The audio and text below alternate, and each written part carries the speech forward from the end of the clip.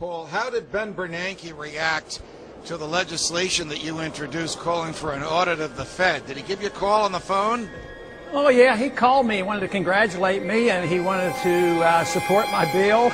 You know, interestingly, just name his name, but I was talking to a former member of the Federal Reserve Board and told him about the bill, and he was I said, what do you think of that? And he said, I think it's not a very good idea. And I said, do the people at the Federal Reserve ever talk about concern about the dollar? I said, you know, I'm always talking about the dollar and what this is going to do to the dollar. And I said, do they know that all this debt and inflation could hurt the dollar? He says, yes, they do. He confirmed it. He says, they absolutely do. He says, but they can't answer your questions in public because it would cause panic. So this administration came to power, and we all know the words that they used, hope and change, but one of the words that they really used was transparency. I would think the president himself should be in favor of transparency at the Fed if he wants to be ideologically consistent. What are they afraid we'll find out, Congressman Paul? Well, what they're going to find out is that's the first step. Once we get the audit bill passed and can reveal what they're doing, I think the next step is to end the Fed, and that's why they don't want that. But, you know, we had some very good comments made by Senator Bernie Sanders yesterday. Welcome, Mr. Chairman. We have spent a lot of time in Congress talking about the $700 billion TARP bailout, which I voted against as it happens. Not a whole lot has been talked about with regard to the $2.2 trillion that the Fed has lent out. Now, I find it absolutely extraordinary that I wrote you a letter and I said, hey, who'd you lend the money to? What were the terms of those loans? How can my constituents in Vermont get some of that money? Who makes the decisions? You guys sit around in a room, do you make it? Are there conflicts of interest?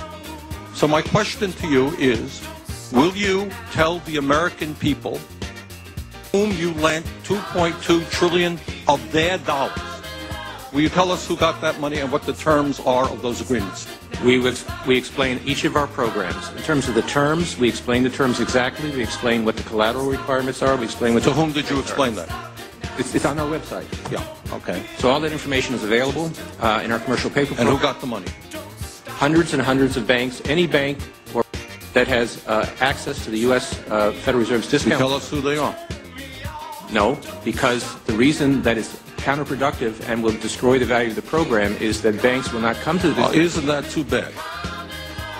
Isn't that too bad? They took the money, but they don't want to be public about the fact that they received it. We heard a whole lot about AIG. They're on the front pages. These are very... Now, I got banks and I have businesses in the state of Vermont who are in a lot of trouble. Not banks. Our banks, by the way, are doing pretty well.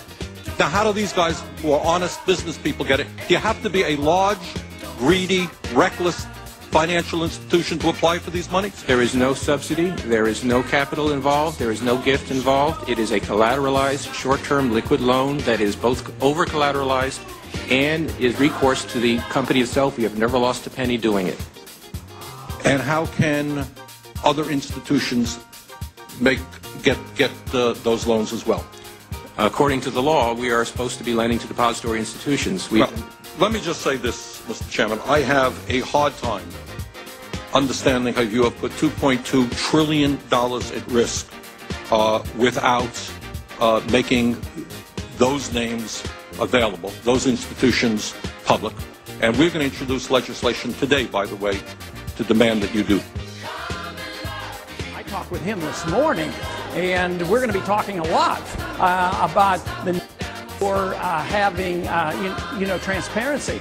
And I think the mood is right. The mood is right both with the Democrats and the Republicans because they don't know exactly what's going on, but they know the American people are sick and tired of just throwing money out there, whether it's to the Treasury and nobody knows where it goes, whether it's sent over to Iraq and nobody knows where the bundles of money go, or whether the Federal Reserve can create $2 trillion and they don't even have to tell us. As a government unto itself, it's bigger than the whole U.S. Congress. They create trillions in a day, or, in a short period of time. And the Congress, we do talk a little bit when we pass $400 billion or $800 billion, but the Fed is a much bigger problem.